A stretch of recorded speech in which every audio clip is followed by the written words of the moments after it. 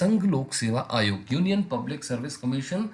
और union public service commission का काम क्या है? मुख्य तौर पर हमको पता है कि अखिल भारतीय सेवाओं, केंद्रीय सेवाओं और केंद्र शासित प्रदेशों की लोक सेवाओं का सृजन, इनके सृजन और इन परीक्षाओं का आयोजन, इनकी नियुक्ति के लिए इन की गई परीक्षाओं का आयोजन किनके द्वारा की जाता है? यूपीएससी। देखिए, अखिल भारतीय सेवाएं तीन प्रकार की होती हैं: आईएएस, आईपीएस, आईएफएस।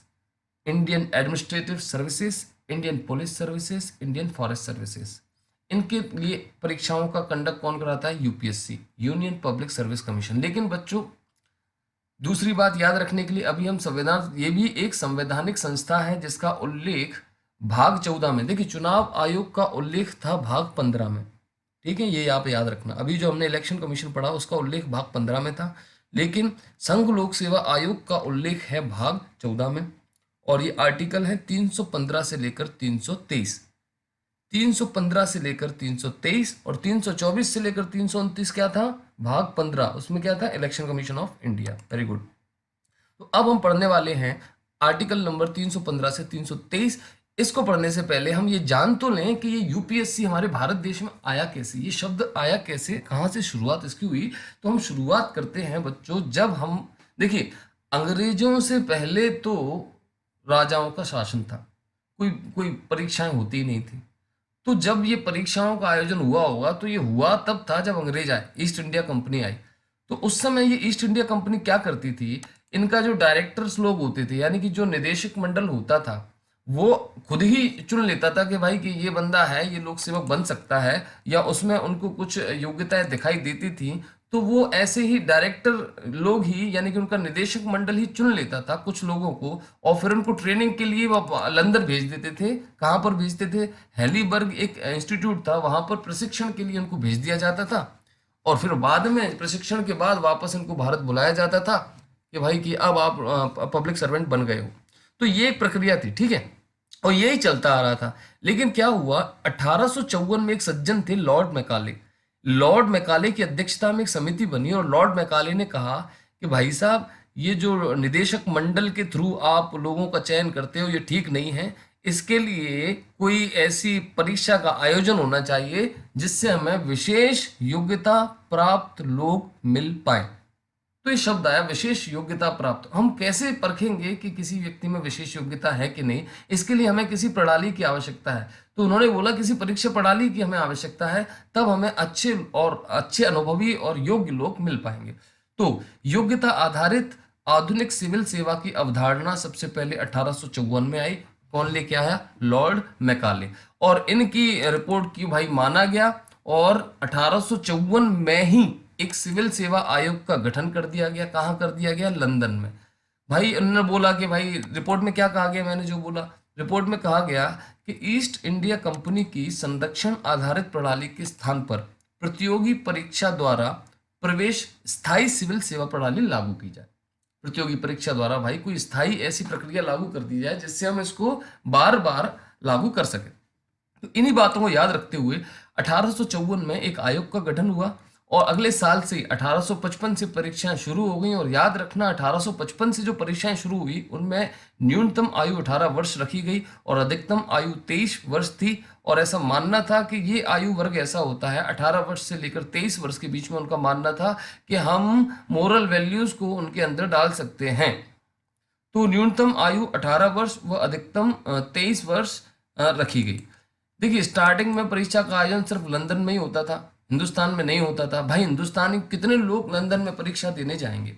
और हो रही परीक्षा भारतीयों के लिए, भारतीय प्रशासनिक सेवा के लिए हो रही है। तो भाई, सबसे पहले भारतीय सिविल सेवा के लिए परीक्षा का आयोजन कहाँ किया जाता था? लंदन में ही किया जाता था। और लंदन में परीक्षा देने के लिए एक सज्जन थे जिन्होंने 1864 में वो मुकाम भी हासिल कर लिया। अंग्रेज सोचते थे कि ज्यादा लोग नहीं आए, भाई इंडियंस आए ही नहीं, वो चाहते ही नहीं थे, लेकिन थी तो भाई इंडियंस के लिए ही।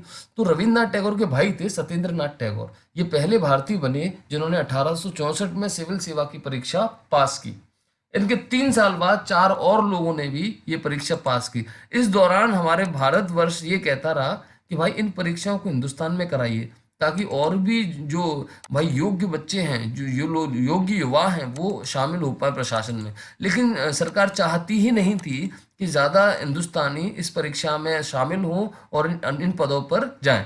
तो लगभग 50 साल भारत ने भारतीय लोगों ने इस परीक्षा को भारत में कराने की मांग की, लेकिन ये हुआ बहुत बाद में। प्रथम विश्व युद्ध खत्म हो चुका था, मॉन्टेंगी चेम्सफोर्ड सुधारों की रिपोर्ट उनकी आ गई थी, 1919 का अधिनियम आ गया था। तो सबसे पहले 1922, लेकिन ये 22 एक ली कमीशन के बाद अभी हम चर्चा करने वाले हैं। 1922 हमें इसलिए याद रखना है कि ये वो साल है जब 1922 में सिविल सेवा का आयोजन सबसे पहले भारत में होने लगा, और सबसे पहले कहाँ हुआ? इलाहाबाद में।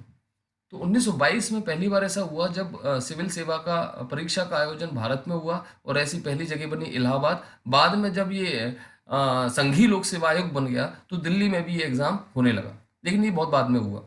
इसके बाद हमें याद ये रखना है, प्रथम खुली प्रतियोगिता का आयोजन एक बार 1893 में इन लोगों ने एक ओपन एक एग्जाम कराया, भाई कोई भी उसमें ले सकता था, और उस एग्जाम में जो टॉप 10 लोग थे उनको उन्होंने असिस्टेंट सुपरिटेंडेंट ऑफ पुलिस बनाया, यानी कि एएसपी की रैंक दी थी। तो ये 1893 में हुआ उस समय। आप याद रखना 1893 मतलब जब शिकागो का भाषण हुआ था विवेकानंद जी का, तो उसमें उन्होंने एक खुली प्रतियोगिता कराई थी, और 10 जो टॉप उम्मीदवार रहे होंगे उनको उन्होंने असिस्टेंट सुपरिटेंडेंट ऑफ पुलिस की पद दिया, यानी कि आप समझ रहे हैं डीएसपी की पोस्ट दी गई।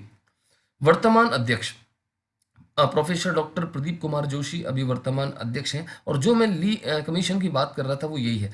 1923-1924 में दरअसल एक ली आयोग की सिफारिश हुई। ली आयोग की सिफारिश का आधार क्या था? मॉन्टेग्यू चेम्सफोर्ड सुधार। भाई उस उन मॉन्टेग्यू चेम्सफोर्ड सुधार अधिनियम 1919 में ही बात की गई कि भाई एक कोई स्थायी व्यवस्था भारत में कर दी जाए जहां परीक्षाएं हो सकें। तो 1 अक्टूबर 1926 को एक केंद्रीय लोक सेवा आयोग की स्थापना हुई। इसी केंद्रीय लोक सेवा आयोग का नाम 1935 में बदल के संघीय लोक सेवा आयोग रख दिया गया। 1935 भारत शासन अधिनियम 1935 के तहत इसका नाम बदल के संघीय लोक सेवा आयोग कर दिया गया, जो 1 अप्रैल 1937 से लागू हुआ। मतलब 1935 अधिनियम के आने के बाद 1 अप्रैल 1937 से इसका नया नाम संघीय लोक सेवा आयोग हो गया, और इसके बाद फेडरल फेडरल शब्द उपयोग किया जाता है, संघीय लोक सेवा आयोग यानी कि फेडरल सर्विस कमीशन। इसके बाद फाइनली 26 जनवरी 1950 से इसका वर्तमान नाम संघ लोक सेवा आयोग यानी कि यूनियन पब्लिक सर्विस कमीशन हो गया। अब इसके स्ट्रक्चर पर अगर हम ध्यान दें तो भाई एक अध्यक्ष होता है और अन्य सदस्यों की कोई संख्या यहाँ पर निश्चित नहीं है। राष्ट्रपति जो चाहे वो राष्ट्रपति जी कर सकते हैं। अब आपको इन आर्टिकल्स के बारे में बताता हूँ। देखिए, पहले शॉर्ट में समझ लीजिए कि 315 में कहा गया संघ और राज्यों के लिए क्या होगा? लोक सेवा आयोग। अब जब संघ और राज्यों के लिए लोक सेवा आयोग बनेंगे तो उनमें भाई सदस्य बनेंगे, अध्यक्ष भी बनेंगे, तो उनकी अपॉइंटमेंट कैसे की जाएगी और उनकी टर्म्स ऑफ ऑफिस या कार्यकाल कितना होगा वो भी बताया है 316 में। ये हो गया लोक गठन, इसमें हो गई नियुक्ति। फिर कहा गया है कि लोक सेवा आयोग के किसी सदस्य को हटाया कैसे जाएगा। इसके बाद कहा गया है आयोग के सदस्य और कर्मचारी इनकी सेवा शर्तें। 318 में सेवा शर्तें। देखो 315 में यूपीएससी और राज्यों के लिए लोक सेवा आयोग बनना है। 16 में उनकी अपॉइंटमेंट और पदावधि। 17 में कहा गया है कि भाई हटेंगे कैसे। 18 में कहा गया है कि इनकी सेवा शर्तें टर्म्स एंड कंडीशंस क्या है। 19 में कहा गया है कि जब अगर इनमें जो भी अध्यक्ष या सदस्य होंगे, अगर फिर वो जब इस पद पर नहीं होते तो वो क्या कर सकते हैं, कहाँ काम कर सकते हैं या कहाँ काम नहीं कर सकते। तो ये उन्होंने कहा गया है कि आयोग के सदस्यों द्वारा ऐसे सदस्य न रहने पर पद धारण करने के संबंध में प्रतिषेध किया गया। कोई और सरकारों के अधीन वो कोई भी पद कभी भी धारण नहीं कर सकते हैं। इसके अलावा 320 में इसके कार्य बताए गए हैं। 321 में इनको विस्तार करने की शक्ति। देखिए, लोक सेवा आयोगों की कृत्यों को विस्तार करने की शक्ति संसद के पास भी है। संसद कह सकती है कि भाई संसद किसी भी ये भाई अपने उपक्रम का या निजी प्रबंधन इनको सौंप सकते हैं कि आप ये भी काम करिए। 322 में लोक सेवा आयोग के खर्चे और 323 में लोक सेवा आयोगों के प्रतिवेदन रिपोर्ट्स। तो आप इनको याद कैसे करोगे? 15, 16, 17, 18 याद करने की भी आसान बात यहाँ दी गई है कि गठन, नियुक्ति, त्यागपत्र, सेवा से प्रतिषेध का कार्य बढ़ाया, खर्चा बढ़ा, रिपोर्ट दी। गठन कर दिया, नियुक्ति कर दी, त्यागपत्र देंगे, सेवा मतलब टर्म्स एंड कंडीशन, प्रतिषेध मतलब अगर आप ये पद पर नहीं हो तो उसके अलावा आप किसी और दूसरे पद पर अगर जाना चाहो तो उस बात का प्रतिषेध किया गया है। का कार्य बढ़ाया मतलब इनके कार्य को विस्तार करने की शक्ति संसद के पास है। बढ़ाया, देखिए पहले तो कार्य समझना, बढ़ाया मतलब कार्यों को बढ़ाया, संसद के पास शक्ति है इनके कार्य बढ़ाने की। इसके बाद लोक सेवा आयोग के जो खर्चे हैं, व्यय हैं, उनको, और अगर खर्च कर रहे हो तो रिपोर्ट देनी ही पड़ेगी। तो 315 से 323 आपको याद रखना है। ये है एक एक लाइन में डिस्क्राइब कर दिया है, जिसमें मुख्य तौर पर आपको ये याद रखना है कि गठन हो गया 15 में, 16 में 6 वर्ष या 65 वर्ष कभी भी पुनर्नियुक्त नहीं होंगे, लेकिन याद ये रखना है जितने सदस्य बनेंगे उनमें से कम आधे सदस्यों को 10 वर्ष का अनुभव होना चाहिए। 10 वर्ष का अनुभव के साथ साथ 10 वर्ष का अनुभव तो होना ही चाहिए। ये भाई यूपीएससी के लिए भी मैंडेटरी है और किसी भी राज्य सेवा आयोग के लिए भी जरूरी है। जो आधे सदस्य होंगे उनको 10 वर्ष का अनुभव होना चाहिए सरकार के अधीन काम करने का। अब ये संयुक्त परीक्षाओं का संचालन भी कर देते हैं कि भाई 2 या 2 से अधिक राज्यों को अगर आवश्यकता है तो वो दोनों के लिए संयुक्त भर्ती निकाल सकते हैं। भाई अपने सलाह दे सकते हैं किन्हीं भी विषयों पर, भर्ती के पद्धतियों के विषयों पर सलाह दे सकते हैं। भर्ती पद्धतियों के विषय इनके अंतर्गत ही आते हैं कि पद्धतियां कैसी रहेंगी, किन लोगों को चुनना है, उनके लिए किन पद्धतियों को इस्तेमाल में लाना है। 317 में हमें पता है कि भाई हटाया कौन सकता है, राष्ट्रपति, राज्यपाल। सेवा से शर्तें, प्रतिषेध हटा सकते हैं कैसे, राष्ट्रपति और राज्यपाल, लेकिन साबित कदाचार पर, ठीक सुप्रीम कोर्ट को, न्यायाधीश को हटाने के समान प्रक्रिया जैसे अभी मैंने बताई थी। ओके, प्रतिषेध 319 कार्य किया, 320 कार्य बढ़ाया, 321, इस तरीके से हमें याद किया। और याद रखने वाली ये बात महत्वपूर्ण एक और है कि 1 अक्टूबर 1926, 1 अक्टूबर 1926 की डेट कौन सी, कब हमने याद की थी, ये देखिए, ये 10 गलती से लिख गया, ये 1 अक्टूबर है। 1 अक्टूबर 1926 को अपने भारत देश में एक केंद्रीय लोक सेवा आयोग की स्थापना हो गई थी और 1 अक्टूबर 1926 को बनने वाले इसके पहले अध्यक्ष थे सर रॉस वॉरकर। देखो यॉर्कर बॉल हो गई तो वॉरकर याद रखना।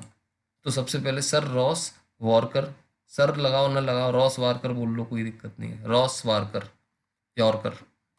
अब स्वतंत्रता और निष्पक्षता हेतु प्रावधान यहाँ दिए गए हैं, आप यहाँ पर पढ़ सकते हैं, स्क्रीनशॉट ले सकते हैं। मैं कोशिश करूँगा इसकी पीडीएफ आपको अपलोड कर दूँ।